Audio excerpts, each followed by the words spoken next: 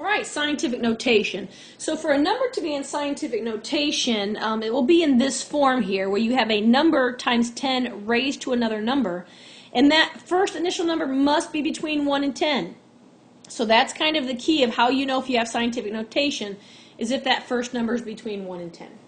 So let's go ahead and get into some problems.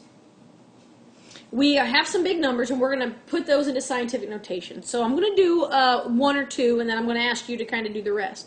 So when you look at a number, the first thing you want to do, is recognize where the decimal point is. So in number 1, our decimal point is at the end. Well, if we want a number to be between 1 and 10, we've got to move that decimal point. So I'm going to move my decimal point to be between the 6 and the 5. So my first number then would be 6.5. Okay, so times 10. Now, how do I find the exponent? Well, how many places did you move your decimal? So if it started out here, darn it. If it started out here, I went 3, 6, 9, 10, 11. I moved it 11 places. So that number in scientific notation would be 6.5 times 10 to the 11th. And the exponent is positive because I'm dealing with a big number. Now, in number 2, my decimal point's at the end. I want to move it, so I have 2.93. Well, 3, 6, 7. I moved it 7 places. All right. So now I want you to go ahead and try the next ones. The next few pages, go all the way to number 10.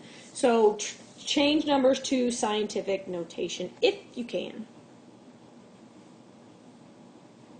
All right, so on this page, we've got the 1 times 10 to the 5th for number 3, and 2.57634 times 10 to the 17th in number 4. Notice you do need all of these numbers. Unless it tells you differently, you should always have all significant figures in the answer for scientific notation. Now, when we get to the billion, I want to do number 5 for you, and then you can kind of check the other ones. But you know that billion means 9. So this is like 82 times 10 to the 9th. Well, 82 is not between 1 and 10. So because 82 is bigger than 10, it's a big number, your exponent's going to go up. So if I move my decimal 1 place, that means my exponent's going to go up 1 place. So my final answer would be 8.2 times 10 to the 10th. And in number 6, it's already, 5.2 is already between 1 and 10. Million means 6, so I just have times 10 to the 6th. In number 7, 831,000 times 10 to the 3rd. Well, I'm going to move my decimal 2 places over, so it's going to go up by 2 places. And I get 8.31 times 10 to the 5th for that answer. So if your number is bigger than 10, then your exponent will go up when you move it to scientific notation. So 151 million ends up being 1.51 times 10 to the 8th. 1.7 billion, 1.7 times 10 to the 9th. And another billion, 1.44 times 10 to the 9th. And going back to 8, right, you've got 151 times 10 to the 6th. Move it 2 places, that means it goes up 2 places. That's how we got times 10 to the 8th. All right, standard notation. Well, if you have a big exponent, right? So I'm going to start with 4. Exponent's 5. Decimal point is always at the end if you don't see it. I'm going to move it 5 places to the right. And in those places come zeros. So 4 times 10 to the 5th is the same as 400,000. 2.59 times 10 to the 9th. Listen to how I do this. 2. Now I need to go 9 places past the decimal. 1, 2, 3, 4, 5, 6, 7, 8, 9. So I start counting with the 5 and the 9 because they are past the decimal. I need 9 places total. Everything else is zeros. And notice again how that decimal point ended up, I guess it won't always be, I want to shut up. Okay, so you start counting with the 5 and you want to go 9 total places. 8.1 times 10. Notice that there's no exponent there, it's automatically a 1. So that decimal will just move over 1 spot and you get 81. For number 4, we're going to go 3 places, so 2, 1, 2, 3. Since I still have some significant figures there in 3, I need to put that point 3. So I get 2,156 and 3/10. 6 places, I'm going to do that same concept of counting before. So I start with the 3. I need 6 places past the decimal. So 1, 2, 3, 4, 5, 6, and then I can put my commas in. And 7, I need 14 places past. So 1, 2, 3, 4, 5, 6, 7, 8, 9, 10, 11, 12, 13, 14. And then I can put my commas in. That's pretty difficult. All right, that's a lot of stuff there. It's a really big number, and so scientific notation allows us to write these really big numbers in an easier way. All right, so product rule, remember when you multiply with exponents, you add them. So if I would have 10 to the third times 10 to the fourth, that's the same as 10 to the seventh, because 3 plus 4 is 7. And when I divide, that means I'm going to, oh goodness, subtract the exponents. Sorry about that. So if I have 10 to the 8th over 10 to the 2nd, that gives me 10 to the 6th, because 8 minus 2 is 6. All right, so using that with scientific notation. Multiplying. Well, we want to multiply our non-scientific parts first. So 4.3 times 1.8 gives me 7.74. And if I'm doing this problem, I am now jumping up and down for joy, because 7.74 is between 1 and 10. So I don't really have to do anything with it. But I know that with my tens, I'm going to add the exponent. 3 plus 5 gives me 8. And there is my final answer in scientific notation.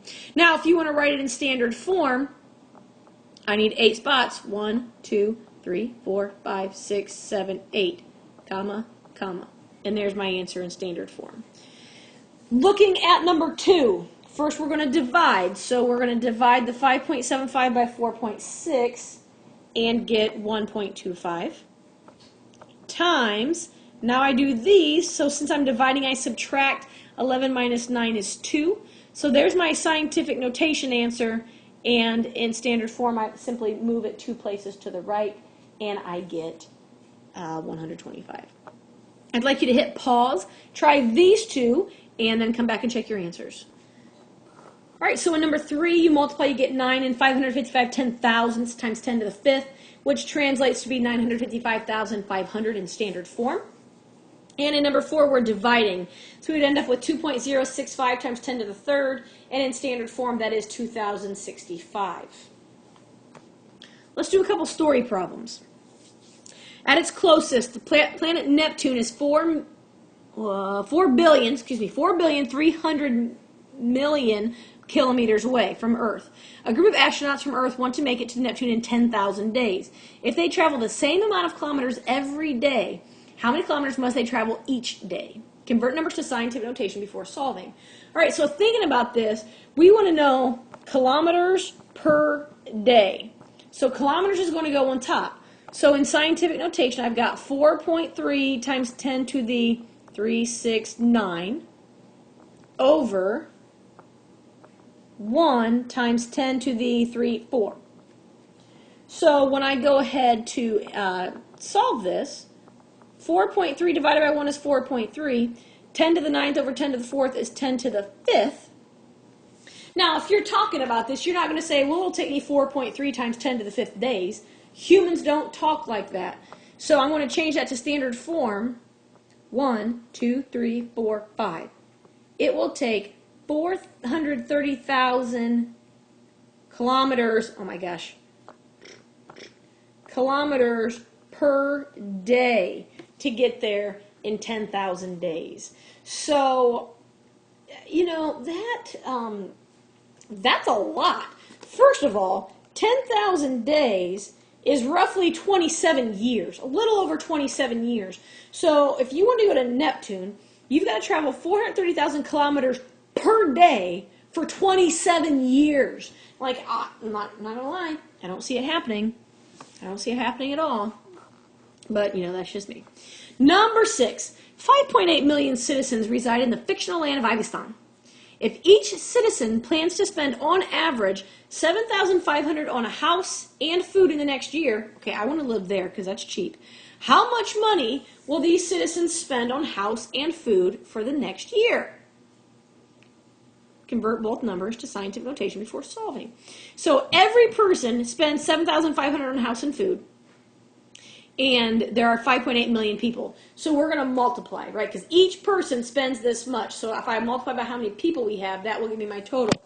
So scientific notation first. Well, million means 6. 7,500, so that would be 7.5. I moved my decimal 3 places, and so these are the two things I'm multiplying together.